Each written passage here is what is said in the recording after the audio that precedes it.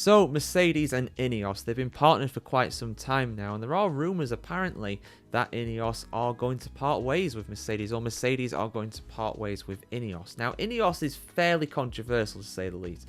The guy running the operation is Sir Jim Ratcliffe, who football fans will know for his part ownership of Manchester United these days. Cycling fans will also know about his association with the INEOS team. I think, was it INEOS Sky? I think those guys were partnered up. They've got a lot of fingers and a lot of pies. They're also kind of involved in Nice over in France as well, the football club there. And I believe a Swiss club as well. Is it Lausanne? I could be wrong with that, but it's a Swiss football club they're involved with too. But they've been involved with Mercedes for quite some time. But apparently that partnership might well come to an end soon.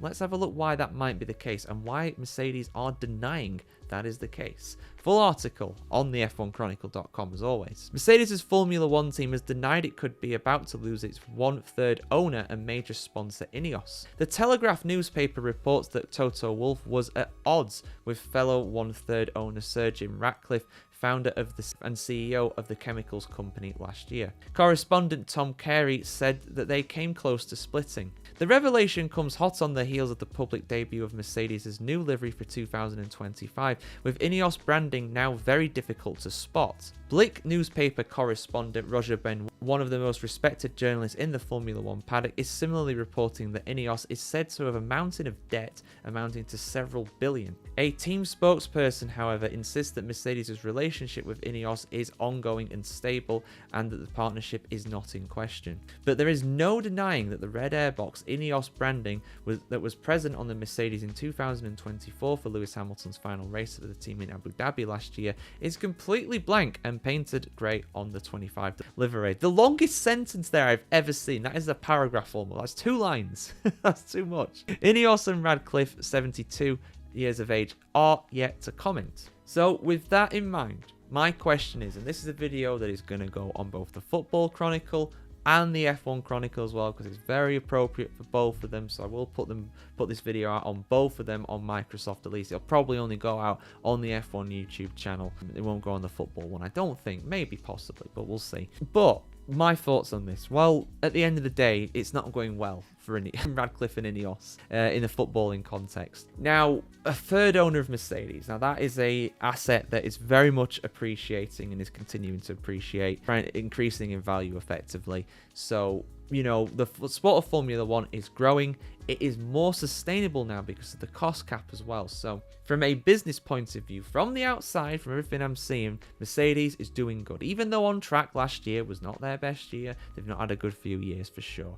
But I think overall their asset is appreciating. I mean, I'm sure I brought you a story last year saying that RB, the second Red Bull team, now called the Racing Bulls, of course, they are valued at $1 billion. An Aston Martin Formula One team several billion, I think 3 billion, something like that. Mercedes are going to be worth at least that, if not more. You know, you expect them to be at the 3-4 billion mark. So that third ownership is probably worth in excess of $1 billion US, if not more. Now, on the footballing side of things, relatively small in terms of finances, the ones with Nice and Lausanne and stuff like that. I'm not too knowledgeable about cycling. I don't know how they're doing in that. I'm sure I've heard rumblings about them struggling. Could be wrong, but I don't follow cycling, so please forgive me if I'm wrong on that. But Manchester United are the big kahuna here. So I think INEOS and Radcliffe, they own 25%, and to get that deal done, I think he had to leverage debt against INEOS. So effectively, what he did, I mean, I'm not a financial expert by any means, but I think what Ratcliffe did was that he basically took out a loan against INEOS, the value of the company, to buy Manchester United, buy part of Manchester United. He owns like 25%, runs the football and operations. It was a deal around $1 billion, if not more, because he couldn't afford to pay for the whole thing. It was just too valuable. I think it was like $5 billion for the lot, which is just incredible when you think about it. But Manchester United actually this week, I think literally yesterday as I record this, they just released their accounts for their previous quarter. It was pretty bleak, to be honest. Their commercial revenue was up, as you'd expect. You know, again, the Premier League, like Formula 1, is appreciating. It is a very lucrative asset to have. But overall, their income was a lot less year on year compared with this time. Well, that time in 2024, the final quarter of the year, and that time in 2023, the final quarter of the year. The value of their income, I think, went down by something incredible, like 100 million or something like that. they're out of the Champions League, the top tier of European football. And I'm explaining this because this is going on the F1 Chronicle as well. So I have to explain the basics of football. I know this is grandma sucks probably to football fans, but F1 fans may not understand this. But it's an additional competition, basically, that you can be in if you get high enough in the league. In the previous season, not all teams in the Premier League are in the Champions League or even in Europe. Just a few get that honour. Manchester United are not one of those clubs this season. They were last season. They were in the Champions League last season. So yeah, not having that and being in the Europa League, which is the second tier of European football, that's a big hit. That was like 40 million. They have fired their previous manager. They've sacked their previous manager, Erik ten Hag. He got a big payout. They hired someone called Dan Ashworth, who is I think he was director of football, something like that. I'm not too sure because he was there for 5 minutes before he got fired or paid off, or whatever the correct term is for that. And they've also hired a new manager, which they had to pay out his previous club, Sporting Club de Portugal over in Portugal. And Ruben Amorim, the new manager, he would have cost a fair bit too. So yeah, it cost a lot of money. They've had to spend a lot. And even though Radcliffe, in theory, is only footing around a quarter of that bill, they are making big layoffs. They are making huge layoffs. So it wouldn't surprise me at all, given the lack of prominence on that INEOS, on that Mercedes car, that there's been some sort of deal behind them being like, look, we can't pay you for the sponsorship. We'll continue with the ownership of the team, but we don't want it to be as prominent. We can't afford it right now. We've got other expenses we need to cover. And Mercedes is like, yeah, that is good.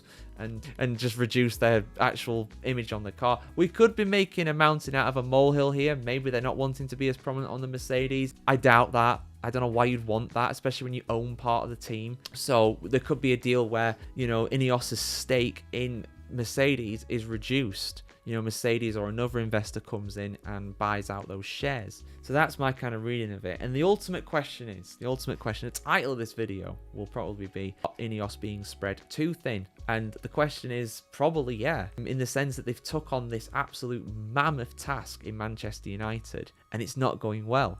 And because of that, other things are having to suffer, for lack of a better term. And Formula One is one of those. Mercedes Formula One team is probably one of those that would, they might well sell part of what they own off to fund Manchester United. Because there is a personal connection between Radcliffe and Manchester United, of course. He did grow up a Manchester United fan. That is apparently it. I doubt he grew up a fan of Mercedes. Maybe he likes the cars, but I don't think he would have grown up being a fan of Mercedes Formula One, because when he was a kid, they weren't in Formula One. They were only in Formula One in the 50s and they came back in 2010, so it doesn't have that connection. But that's just my impression of this situation. I want to hear what you have to say as well, guys. Let us know your thoughts in the comments below, as always. If you want to support us some more, head over to Patreon, become a patron, become an F1 legend over on there. Like, share, comment, subscribe as well. I do appreciate all the support as always, guys. And of course, if you really want to, head over to our Substack as well, the biggest Formula One newsletter in the world, apparently. I've not really verified that, but the stats do tell me that we're definitely at least up there. But yeah,